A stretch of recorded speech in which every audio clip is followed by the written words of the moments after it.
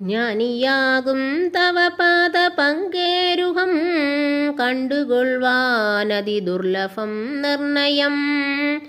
പണ്ടു ഞാൻ ചെയ്തൊരു പുണ്യഫലോദയം കൊണ്ടു കാൺമാൻ അവകാശവും വന്നിതു. പുണ്ടരീകോത്ഭവപുത്ര മഹാമുനേ, എന്നുടെ വംശവും ജന്മവും രാജ്യവും ഇന്നു വിശുദ്ധമായി വന്നു തപോനിതേ.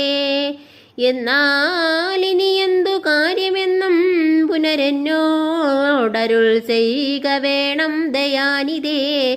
എന്തൊരു കാര്യം നിരൂപിച്ചെഴുന്നള്ളി സന്തോഷമുൾക്കൊണ്ടരുൾ ചെയ്യുകയും വേണം. മന്ദനെന്നാകിലും കാരുണ്യമുണ്ടെങ്കിൽ സന്ദേഹമില്ല സാധിപ്പിനെല്ലാമേ. ഇത്തമാകർണ്യ രഘുവരൻ തന്നോട് മുക്തഹാസേനെ മുനിവരനാകിയ നാരദനും ഭക്തവത്സലന മനുവീരനെ നോക്കി സരസമരുൾ ചെയ്തു. എന്തിനിന്നെന്നെ മോഹിപ്പിപ്പതിന്നു നീ സന്തതം ലോകാനുകാരികളായതീ ചാതുര്യമുള്ളൊരു വാക്കുകളേറ്റവും മാധുര്യമോടു ചൊല്ലിയിടുന്നതിങ്ങനെ. മുക്തങ്ങളായുള്ള വാക്യങ്ങളെ കൊണ്ടു ചിത്തമോഹം വളർക്കേണ്ട രഘുപതേ.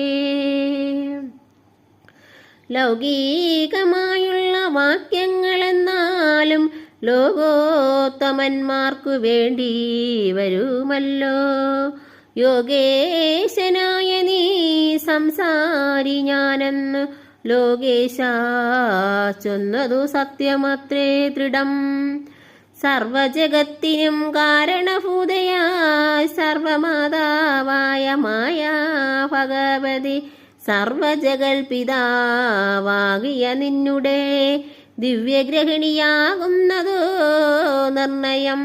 ഈരേഴു ലോകവും നിന്റെ ഗ്രഹമപ്പോ ചേരും ഗ്രഹസ്ഥനാകുന്നതെന്നുള്ളതും നിന്നുടെ സന്നിധി മാത്രേണ മായയിൽ നിന്നു ജനിക്കുന്നു നാനാ പ്രജകളും.